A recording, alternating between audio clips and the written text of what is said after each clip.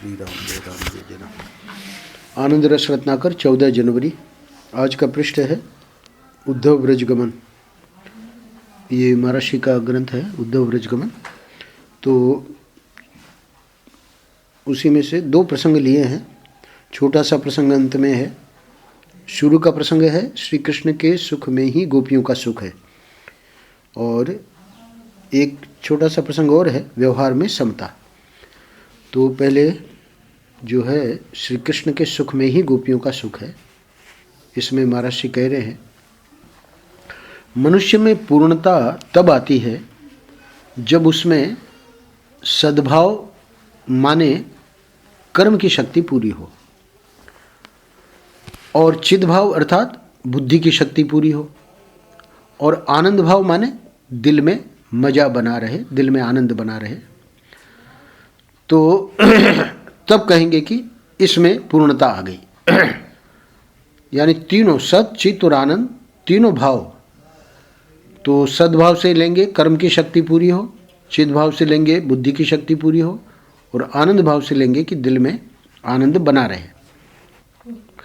लोग जीते हैं, परम पूज्य महर्षि कह रहे हैं, लोग जीते हैं पर जीने की कला सबको नहीं आती है।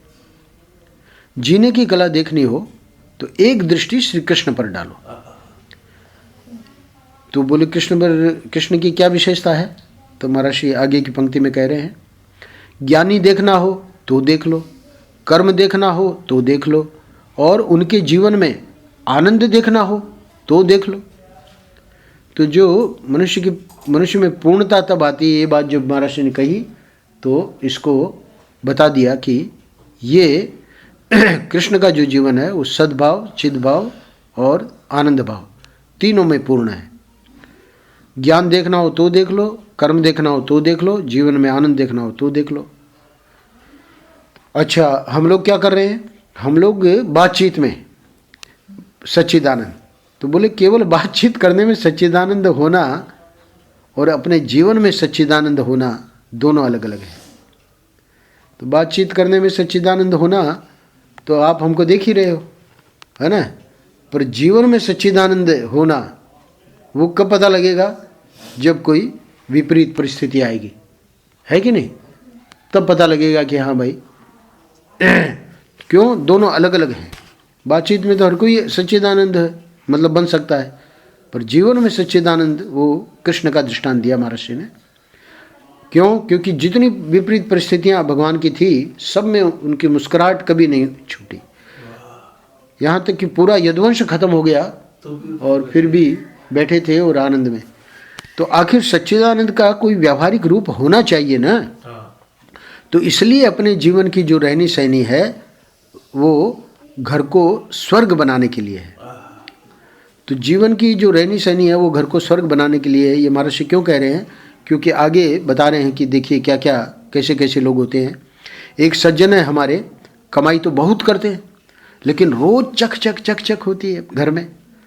अब वो कमाई करने के बाद उनके बेटों के काम आवेगी, ये बात ठीक है, पर जिंदगी तो निस्सार बना दिया ना, जिंदगी को तो निस्सार बना दिया ना।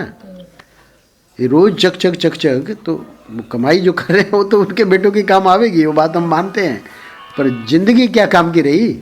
जिंदगी को तो निस्सार बना दिया ना।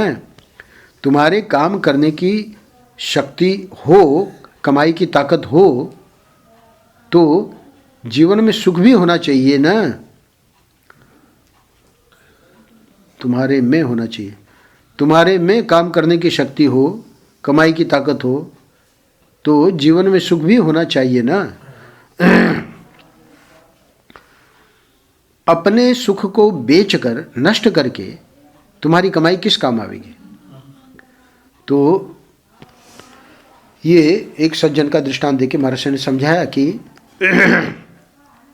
होना क्या चाहिए। जीवन की जो रहनी सहनी है वह घर को स्वर्ग बनाने के लिए है, और ये तो नरक बनाया हुआ है। अच्छा, अब यहाँ उद्धव व्रजगमन में ये बातें महर्षि क्यों कह रहे हैं? तो उद्धव जी को भेजा था गोपियों के पास भगवान ने, तो ये गोपियों की चर्चा है मुख्य रूप से। तो अब देखो, हम गोपियों के प्रेम की चर्चा करते हैं ना, तो इसलिए ये चर्चा हम क्यों कर रहे हैं गोपियों के प्रेम की? इसलिए कि गोपियों के प्रेम की बात सुनकर हमारे हृदय में प्रेम की कल्पना होवे। पहले तो प्रेम की कल्पना ही नहीं है हम लोगों को। तो गोपियों का प्रेम के बारे में जब हम सुनेंगे, अब ये महाराज जी स्वयं सुनाएंगे, तो अब हमको समझ में आएगा कि भाई प्रेम क्या चीज़ है।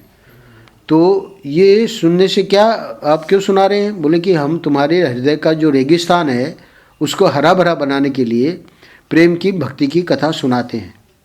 अब देखिए गोपी के प्रेम में क्या हरियाली है। तो एक नमूना दे रहे महाराज जी, क्योंकि ये तो एक ही पृष्ठ है, पूरा महाराज जी का देखना हो तो उद्धव ब्रज गमन पढ़ेंगे तब वो समझ में आएगा, पर एक नमूना दे रहे।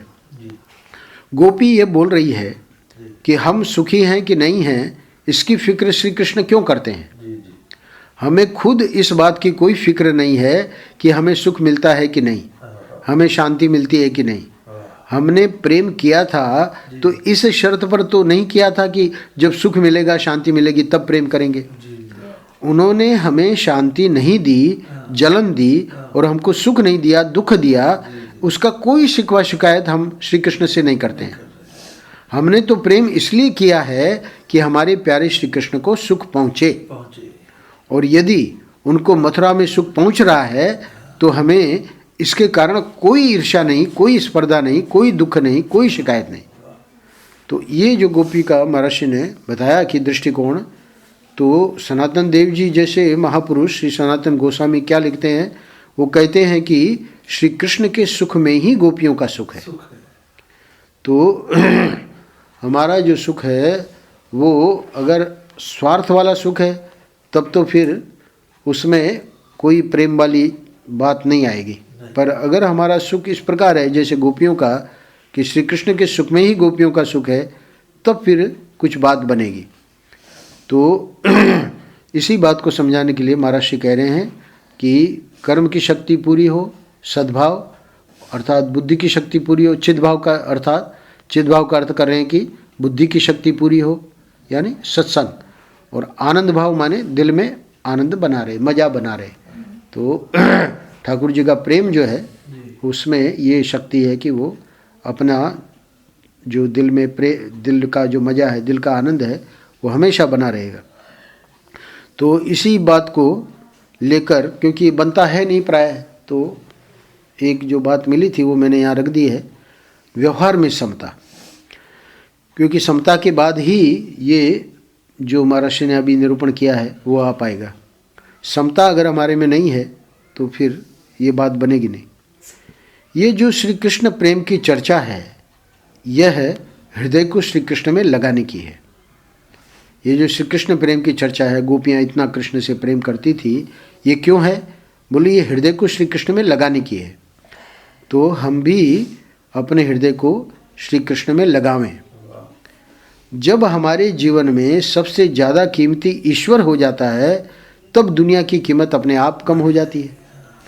इसमें हम क्यों नहीं लगा पा रहे हैं श्री कृष्ण में हृदय? क्योंकि दुनिया की कीमत अभी बनी हुई है। पर महर्षि कह रहे हैं कि जब ये चर्चा सुनोगे बार बार बार बार, तब क्या होगा कि जीवन में सबसे ज़्यादा कीमत ईश्वर की हो जाएगी। अच्छा, अब जैसे ही जीवन में सबसे ज़्यादा कीमत ईश्वर हो गया तब फिर दुनिया की कीमत अपने आप कम हो जाती है।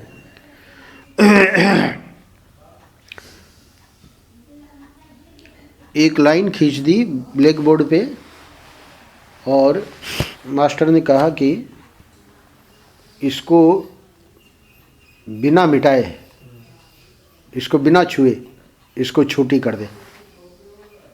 तो लाइन खींच दी तो समझो 4 इंच की लाइन खींची है, तो अब उसको छोटी करनी है तो या तो 1 इंच हम मिटावें, तब 3 इंच की हो जाएगी, छोटी हो जाएगी, है ना।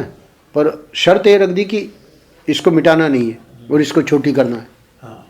तो एक बुद्धिमान व्यक्ति उठा और हाँ बड़ी लाइन 6 इंच की खींच दी, तो 6 इंच की लाइन के सामने वो छोटी हो गई, अपने आप हो गई, है ना। तो महर्षि कह रहे हैं कि जब हमारे जीवन में सबसे ज़्यादा कीमती ईश्वर हो जाता है तब दुनिया की कीमत अपने आप कम हो जाती है ना। एक क्या व्यक्ति क्या करता है कि नहीं अब हम थोड़ा सा वैराग्य करेंगे, है ना, अब न बिट्टी को याद करना है न तन्मय को याद करना है। वो कहाँ बता रहे हैं, कोई शास्त्र ऐसे नहीं कर रहा है कि ऐसे करो। वो तो बस इतना ही कह रहे हैं कि जीवन में सबसे ज़्यादा कीमती ईश्वर हो जाएगा तो फिर इनकी याद ही नहीं आएगी। वो फ़ोन करेंगे तो याद आएगी, अरे हाँ हमको तो भूले ही बैठे थे हम तो। तो जब हमारे जीवन में सबसे ज़्यादा कीमती ईश्वर हो जाता है तब दुनिया की कीमत अपने आप कम हो जाती है। अब आगे का वाक्य महर्षि का देखिए, फलस्वरूप, यानी इसका रिजल्ट क्या होगा? फलस्वरूप जिससे दुनिया मिलती है उसके प्रति पराधीन होने की जरूरत नहीं। अब तक तो क्या हो रहा था कि जिससे दुनिया मिल रही है उसके प्रति पराधीन होते थे, और जो दुनिया मिलने में बाधा डालता है उससे दुश्मनी हो जाती थी, है ना। तो ये दोनों चीजें छूट गई, क्योंकि जब दुनिया की कीमत ही कम हो गई तो वो कह रहा कि हम तुमको ये नहीं देंगे तो घर में रखो, हमको चाहिए ही नहीं, है ना। हमारा क्या हो गया था कि जब इंग्लैंड में थे तो आँख के अस्पताल में काम कर रहे थे, वहाँ डेविडसन करके जो उसके हेड थे, तो किसी कारण से हमको जाना था लंदन। तो वहाँ से करीब 200 किलोमीटर है, 200 किलोमीटर से ज़्यादा, 200 मील, 180 मील, तो वो जाना ज़रूरी था। तो वहाँ तो परमिशन लेना पड़ता है। तो उसमें क्या है कि दूसरे डॉक्टर अपने मित्र की ड्यूटी लगा दो तो परमिशन मिल जाती, कोई ज़्यादा कठिनाई नहीं है। और वो सब हमने अपने मित्र को राजी भी कर लिया और राजी भी हो गया, पर इसने फिर भी अपनी लगाई डेविडसन ने कि नहीं, छुट्टी तो नहीं मिलेगी, अच्छा जाना हमारा ज़रूरी था। तो अब उसका एक और तरीका है, वो ये है कि दोनों ओर से जब भी वहाँ अपॉइंटमेंट होता है 1 महीने की नोटिस देके आप वहाँ से निकल सकते हैं। यानी उनको निकालना है तो आपको 1 महीने की नोटिस की भाई आप जाइए, और हमको जाना है तो हम 1 महीने की नोटिस देके जा सकते हैं। हाँ, तो उसने मना किया तो हमने तो कर दी थी, व्यवस्था तो कर ही दी थी, तो उस आधार पे वो मना कर नहीं सकता था। अब और दूसरी कुछ एक्शन लेता तो यही होता कि भाई आपको निकलना पड़ेगा, तो वो निकाले उसके पहले हमने ही लिख के दे दिया कि भाई हम क्योंकि तब तक हमारा निर्णय हो चुका था कि इंडिया हमको लौटना है। वो चिन्मयानंद जी वगैरह मिल चुके थे, तो हमको तो वैसे भी लौटना ही था। तो हमने अपना उसके डेविडसन वाले उसमें दे दिया कागज़ कि हम 1 महीने बाद अपना जा रहे हैं। तो उसको नहीं पता था कि ये जा रहा है स्वदेश, तो उसको लगा कि भाई वहाँ क्या है कि ये हॉस्पिटल छोड़ के दूसरे हॉस्पिटल में जब नौकरी करोगे, भारतीय लोग सब यही करते हैं वहाँ, तो यहाँ का जब तक सर्टिफिकेट नहीं मिलेगा और वो देना डेविडसन को ही है। हाँ, तब इसके मन में आया कि अब हम देखेंगे कि इसको कैसे आगे मिलती है ना। हाँ, तो अब वही महर्षि कह रहे हैं कि फलस्वरूप जिससे दुनिया मिलती है उसके प्रति पराधीन होने की जरूरत नहीं है ना। अब वो दुनिया मतलब वो इंग्लैंड में हमको रहना होता तब तो हमको पराधीन होना पड़ता, उसकी बात मान के हमको मतलब लंदन जाना रोकना पड़ता। पर जब हमको चाहिए ही नहीं लंदन, दुनिया ही नहीं चाहिए हमको, तो फिर उसके पराधीन होने की जरूरत क्या है ना। और जो दुनिया मिलने में बाधा डालता है वो बाधा डाल रहा था, है ना, तो उससे दुश्मनी करने की भी जरूरत नहीं है क्योंकि हमको चाहिए ही नहीं ना। चाहती होती दुनिया तब तो भाई दुश्मनी हो जाती कि भाई अब डेविडसन का क्या कोर्ट में ले जाए, क्या करें, कोई केस करें, क्या करें, ऐसे ही तो होता है आजकल। हाँ, तो बोले दोनों की जरूरत नहीं है, न तो पराधीन होने की जरूरत है न दुश्मनी करने की जरूरत है। अब जाके व्यवहार में समता आ जाती है। ये समता का महर्षि ने वो दे दिया, चाबी दे दी। समता ऐसे नहीं आएगी, समता आएगी जब दुनिया के प्रति आपकी महत्व बुद्धि कम हो जाएगी, तब ईश्वर के प्रति महत्व बुद्धि हो गई, और ईश्वर के प्रति महत्व बुद्धि हो गई तो रास्ता अपने आप ही साफ है ना। नारायण नारायण नारायण नारायण। श्री राम जय राम जय जय राम, श्री राम जय राम जय जय राम, श्री राम जय राम जय जय राम, श्री राम जय राम जय जय राम।